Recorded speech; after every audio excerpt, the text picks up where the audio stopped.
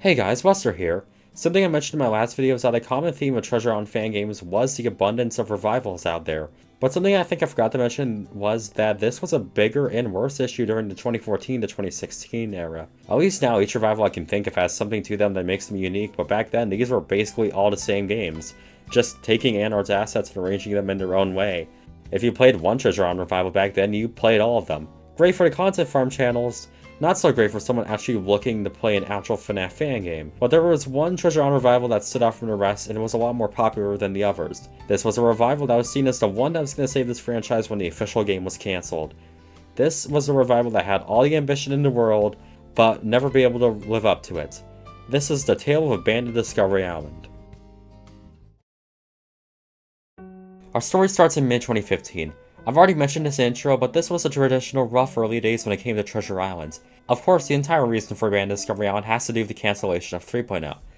The cancellation of 3.0 was a large set of scenarios that caused the game to be, well, cancelled, until some other developers picked up the slack and eventually Radiant's team finished where they left off. It's not something I really want to get into because it's a whole mess and doesn't fit with the rest of the video, so I'll just supply the context that this was the entire reason for Anor releasing all the assets online, which basically opened up the floodgates for all sorts of revivals. Introducing Faith for Windows, or Desko as I will be calling him in this video.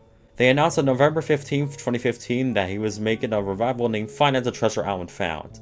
However, it did seem like before all the assets were released, Desko in private was making his own Treasure Island remake. This is the very first test build of the game that was posted on Wikia back then. It has 3 cameras, no audio, and a jump scare you manually toggle by pressing the down arrow.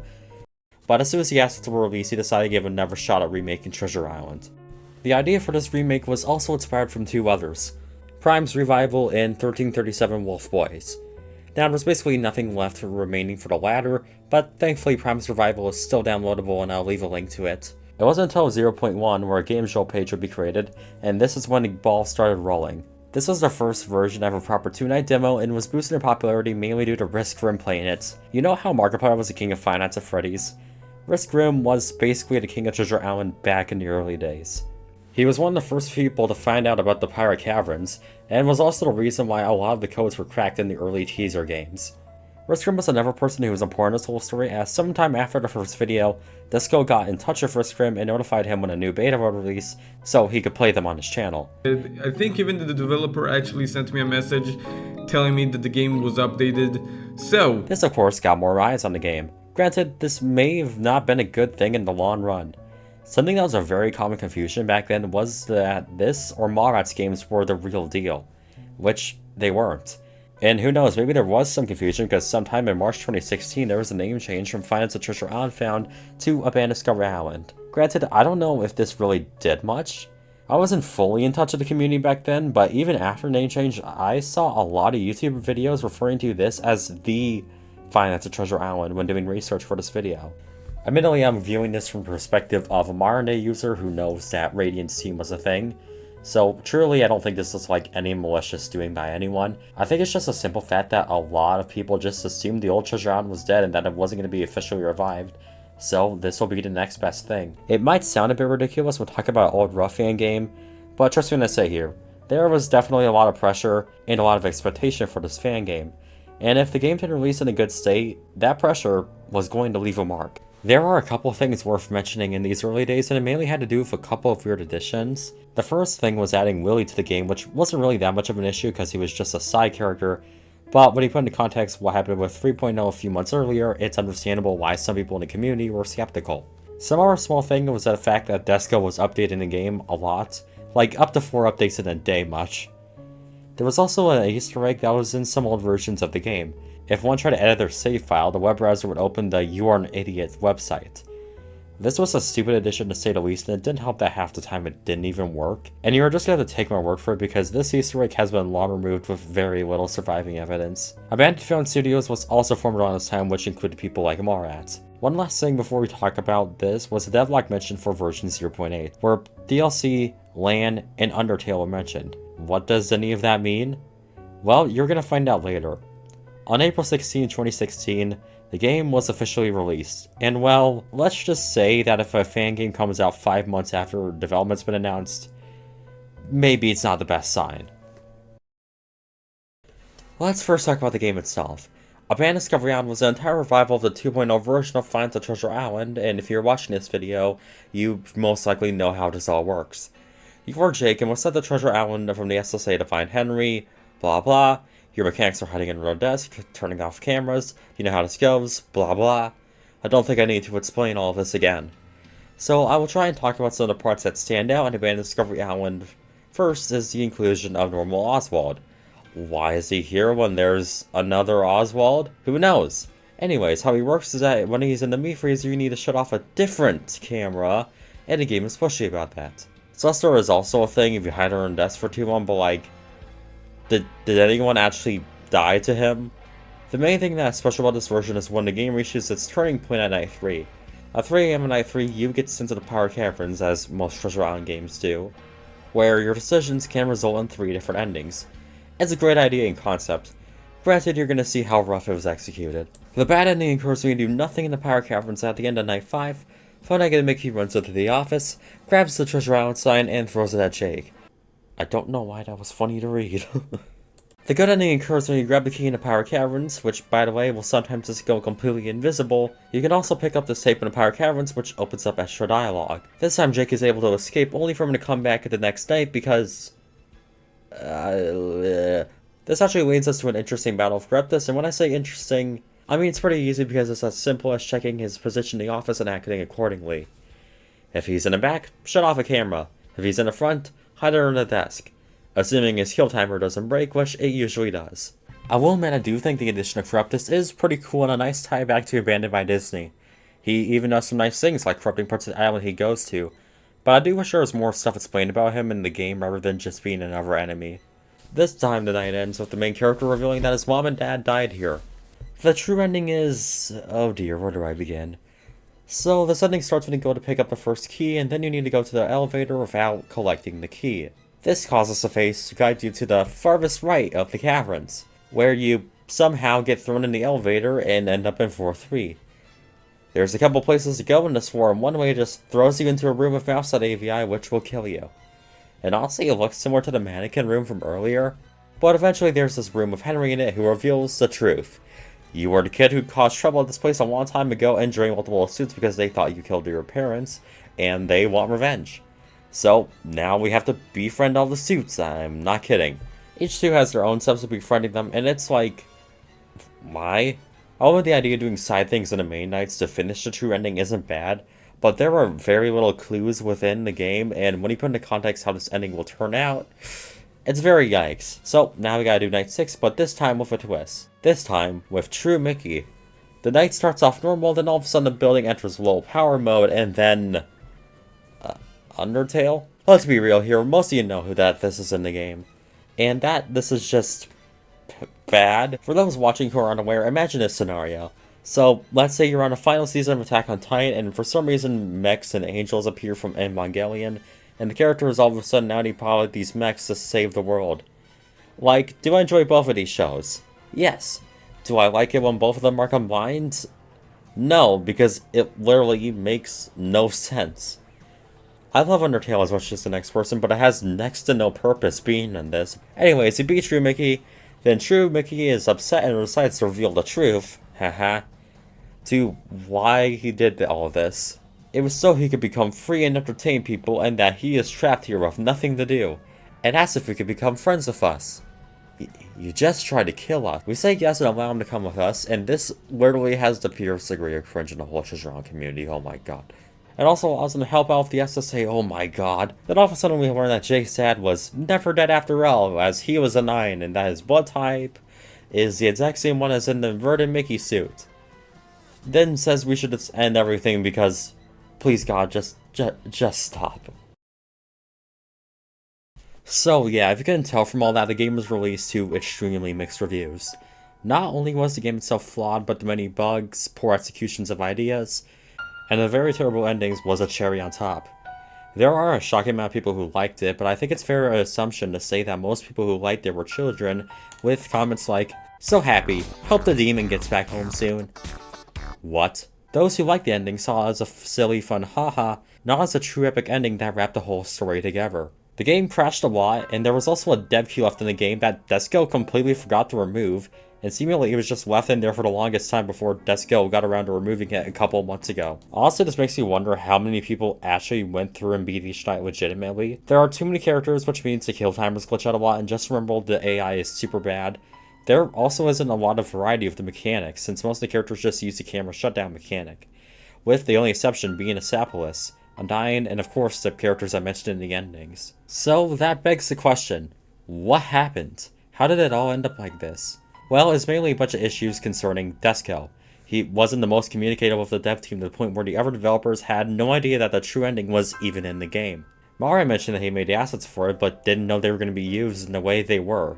This would also explain why there was next to no visual cutscenes, everything was just text on the screen. He was clearly struggling with the amount of pressure he received from the community, and instead of focusing on making the game good, he focused on getting a game out to get that stress off of him, which obviously just made things worse. Remember how I mentioned that this game got popular off of YouTubers like Riskrim and Game Salmon? Those same people played the final game as it came out and were also disappointed. I assume most of you will be disappointed because, I don't know, it like came out of nowhere. It's super weird. It has nothing to do with anything. And I don't even know what the plot of the game is, so I don't know what they're talking about. Let's put this game to rest once and for all. And this is especially added with the impact that everyone has seen this as the Five Nights at Treasure Island game. The one that was going to save this franchise. So to see it end like this wasn't just disappointing to many, but I love the misconception that this was the official Treasure Island alongside all the other fan games that were also rushed and lazy. And honestly, I was one of those people who fell in that trap. I honestly just assumed Band Discovery Island was the real deal. Of course, this is before I was actively in touch with the community and everything. I will talk about more about this later, but just putting this into context, I honestly do feel bad for Desko. Is the game being bad his fault? Yes, but just put yourself in his shoes real quick. Imagine wanting to make a fan game as a hobby project. Then that project gets attention, and because of that you feel pressured, and because of some mistakes you made, it disappoints everyone. That had to be a huge burden on your mental health, and it's a burden that he still reflects upon to this day. Especially with the entire fact of disappointing an entire community. Not just people who were following the project, an entire community. I don't see Desko as this asshole who sought 1,000 followers in GameJolt who didn't care about the quality of this game. I see him as a flawed person who had a passion and vision without any room to execute either. And I think it's important to supply the context that he was 12 when he made this. If anything, maybe that's extremely impressive for someone like him. Even if it is a sign that maybe the community put all their fate, haha, get it, in the wrong person. So now I want to talk about all the revivals of Band Discovery Island, because despite all the backlash the game got, development sort of continued. There were more signs of Desko not being very well and feeling unsatisfied as time went on, but we're not going to talk about that right now. I also want to mention that there were apparently some Skype chats about certain features in the game, though as far as I can tell, these have very much been lost to time. What ended up releasing instead was Fnatic Found 2.0. There really isn't much to say here apart from the fact this game has an extremely long intro, which leads to a night where P&M didn't even attack me once. This game was apparently supposed to include stuff from the fandom wiki and have an outdoor mechanic, but Dipper pines, cause why the f not? Maybe it's for the better those didn't get included. At least the Undertale stuff was getting removed. This got cancelled very quickly if Desko just decided to release some quick patches for the original ADI. I'll give a quick side mention to ADI 2.0 real quick, but I won't waste my time on it. It's just a buggy, overloaded mess that stole a bunch of characters from the ADI roleplay wiki. However, this own ridiculous fan game has caused its own domino effect in its own right, with people mistaking this as the actual Band Discovery Island to the point where Desko himself has sent multiple requests for the name to be changed because it was actually damaging the Band Discovery Island's reputation as a whole. Granted, I also did find this old comment where he was like, "This is such a nice upgrade." There was also a scene called ADI 2017 edition, so maybe the game page was replaced at one point. I'm not entirely sure. I want to quickly mention Abandoned Origins. It was supposed to serve as a prequel to Abandoned Discovery Island because it was based off the Corrupt Eye incident. That one time where Jay killed multiple suits and they all became hostile. And apparently you're supposed to switch between your office and the third floor of the Power Caverns. It's a fine idea, I guess. Focuses more on the environment and the story of the original, but like I said, it never got far into development. Revision 1 is probably the most famous one here, and that's probably because of the menu, if I'm being honest. This was supposed to be an entire retake parody of the original. It has a lot of weird stuff tied to it, so bear with me. When you start the game, it asks you to set it up. Yes, you can change stuff like the ambience or how long a night is. Changing to the radio makes the entire night sound like this. and you can also have it last for over 12 minutes. Why would anyone do this is beyond me, but you can do it. A lot of alterations are made and they are fine ideas in concept, but also kinda goofy in some ways. The camera and hide buttons look way different for some reason, and they also work differently. You can only hide under a desk using shift once for some reason. I just think the buttons are very out of style. They look like something I'd see more in a traditional FNAF fan game rather than a Treasure Island one. In fact, the original AR1 has so many clashing differences at times. You have a flashlight mechanic, which you're told is the only way to get rid of Oswald, but it isn't. You get rid of him by turning off the camera. The news story for original one is that you were Jake and is struggling with money to support you and your dad, so you picked up an internship at the SSA. And apparently the Toons are being tormented by God to obey whatever she does and not let anyone get into the vault. I don't think any specific reasons have been revealed as to why that is. I think this is honestly a decent outline for a story. Granted, I would need to see more specifics to be impressed. Night 5 and Night 6 are weird, the rest is just your average bad 2017 Fangame issues. But after that, Night 5 is just P&M and Mick. The kill timers glitch out, so it's still buggy and quote-unquote hard. However, Night 6 is just even more confusing. So, when P&M is in the office, you hide under the desk. If Corruption turns the TVs on, you need to turn them off. And if Tree Mickey appears, just turn on the light. The issue is that it's hard to tell what or when the characters enter the office, so whenever you die, it's more due to confusion. Breathing and Night gives the entire explanation of what is happening by P&M, which is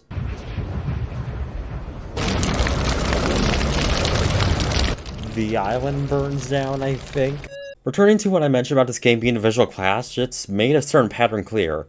Desko wanted to replicate features from things he's liked, without questioning the why. For instance, the original ADI was supposed to have a LAN mode, which was supposed to be multiplayer simulator style. One person as the night guard and the other person controlling the suits. Revision 1 is also going to have up to 4 DLCs. This didn't really happen though, and the only one you can download is Red, and you have to edit the save file to see it. This just gives us a different title screen. It's kind of just like, why? Why would you make an entire DLC pack just to have a different main menu? Well, it's complicated. Revision 1 was going to have several different chapters that would be integrated into the main game. This never got very far though, because of how ClickTeam was very unstable, and it's just like, what is the point of having DLC for a free fan game? Why not just update the base game? What's even the point of this completely cosmetic title screen when it can just be an extras menu? Or like, why even have 2 title screens to begin with? It was also around this time where Abandoned Found Studios would be disbanded. What happened next was Finance the Treasure Island forever. I won't go into details, it was a troll game that was never released because it was leaked. Later, somewhere down the line, Desko turned into malware for fun, so there's that. What actually happened next was Abandoned Discovery Island Final Mix. This was supposed to be a project that was supposed to entirely remake the 1.0 version of Treasure Island. However, this never got very far and got put on pause really quickly. It has to do with some personal issues with Desko that are, well, it's kind of a lot, but like I said earlier, I'll probably mention it in a subsection. Then after that went nowhere for nearly half a year, Desko typed a reflection on how he felt about ADI in general, admitting the original was rushed and cringy, Revision 1 was too ambitious and janky, and also giving his thoughts on Abandoned Discovery Island 2.0. Then he announced Abandoned Discovery Island, the way it was meant to be, a fully updated version of the original. Then all of a sudden the game went silent for over 2 years, most likely because Desko just had better things going on in life. Then all of a sudden, April Fool's 2021. New Super Abandoned Discovery Island version 1.0 Deluxe, Director's Cut Deluxe, Finance the Treasure Island Found 2021 Revision 3 featuring Dante from the Devil May Cry series, Final Mix Redux with new Funky Mode, a fragmentary passage, and Knuckles Remastered. It's sort of like the main game, but from Night 3 onward it gets increasingly unhinged. There's also some of the ADI 2.0 characters mixed in here. This is also one of the few versions you can still find online that contains the You Are an Idiot Easter egg. However, it doesn't work well here. Funny enough, if you can believe it, this April Fool's joke is actually a stepping stone to how ADI is today. With the creation of Abandoned Discovery Island Classic Deluxe, an entire overhaul of ADI to fix some of its major flaws and to add some quality of life changes. Granted, as of right now, the project has been paused. I think we also have to give credit where it's due. Desko is still working on and polishing ADI to this very day. Not in a full remake fashion, but in the quality of life style. Patching bugs, changing dialogue, it's really nice to see all of this many years later. I think what is most important to mention the fact is that True Mickey saw some developer notes attached to it. A small reflection on how he feels about the ending 9 years later. I sort of want to talk about Desko himself real quick and what my full honest opinion on him is. There were a lot of signs that Desko was struggling with multiple things during the development of Abandoned Discovery Island. I don't know how to mention this. I don't want to go through old drama posts from 9 years ago and judge Desko based off of that, but I do want to talk about it in retrospect.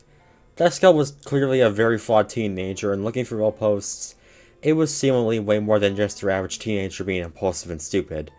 I don't have a full idea on what he was struggling with, and I don't think it's okay to look through old personal posts from almost a decade ago. I feel like I'm looking into someone's business by doing that, and that's not fine by me. I think it is important to note, though, while Desko was clearly suffering from some kind of depression, I should make it clear that while Desko did take a hit at a time with how the game was received, I think it's important to note that this was probably only part of the issue and he was dealing with much more. I think it's important to note that Desko over the years has felt better about, the game itself as well. Yet again, I'm not going to do a top-to-town analysis because I don't think it's okay to do with an internet stranger you know nothing about. Using devlogs and genuine questions I've asked him, the general conclusion comes from the fact that despite the fact he's upset about decisions he made and for his games in the early years, he is happy about ADI in general because it was the way he was able to reflect and grow as a person. Abandoned Discovery Island is Desko's Evangelion, and I will be sure to talk more specifics about that later. It's honestly something kind of comforting to think about. I might save this for my birthday video where I talk about how Treasure Island has impacted my life in the way it has, but it reminded me, we are all people with various struggles. As much as it sucks to struggle in life, it also sucks to see others struggle. And when they are able to overcome that in their own ways, it also reminds me that there is a way to always feel better. I just need to find what my own way is. It feels good to feel good, but it also feels good to see other people feel good. I honestly find Abandoned Discovery Island to be a fascinating piece in Treasure Island history. Most of the time it's just watered down to a 12-year-old made a bad game a decade ago, but I don't really see it as just that. It wasn't just another bad fan game. It was a fan game made by a flawed developer that changed everything. It doesn't apply too much nowadays, but if you were to go through old Fanatic history, you can see that this game was a really big impact at the time, and it's not something that I can just be glossed over in my opinion as another revival of 2.0. The reason why this game is so special to me is because of everything around it. People might have noticed throughout this video I've been throwing Evangelion references left and right, and I promise this wasn't just because of fan service or because I love the franchise, but because they're kind of the same from a creator's perspective. Neon Genesis Evangelion was created by Hideaki Anno and started off as a traditional mecha anime. However, as the show went on, the creators went to health decline, which led to tight deadlines and a controversial ending that confused many. An ending where Anno could reflect on all of his previous mistakes and grievances in life, with the Evangelion rebuild serving as a redo of the original project. The rebuild served as a reflection on Anno's growth as a creator in person, with another message telling people to go outside. And what was Abandoned Discovery Island? A project that started off as a traditional Find the Treasure Island fan game, but as the development of the game went on, Desko's mental health declined, which led to tight release dates and messy direction, with the game releasing with a controversial and confusing ending to many. Where the original ADI became a way for Desko to reflect on his burdens and mistakes in life, with the many revivals of ADI being a reflection on how far Desko had become as a developer and a person in general. And who knows, maybe there'll be some message in 1.3 telling people to go outside. It's definitely not the fairest comparison. I'm sure some people might think I'm silly for projecting a masterpiece of anime to a bad FNAF fan game from 2016. I think it's also fair to mention that Desko has been fairly active in the modding scene for a lot of things that aren't just FNAF. I just think Abandoned Discovery Island tends to be the most interesting and well-known case out there. I do hope the best for Classic Deluxe and Desko as a whole. He was kind enough to watch many early drafts of this video and correct details if necessary. And I also want to give thanks to you, the viewer. I hope this video was interesting and actually causes some people to watch Evangelion. If you can't handle some really dark themes, I think Evangelion is a must-experience piece of media. It has a lot of interesting moving parts. Also, don't listen to the video essays or people on Reddit. Watch the rebuilds as well. They are great. Take care of yourself.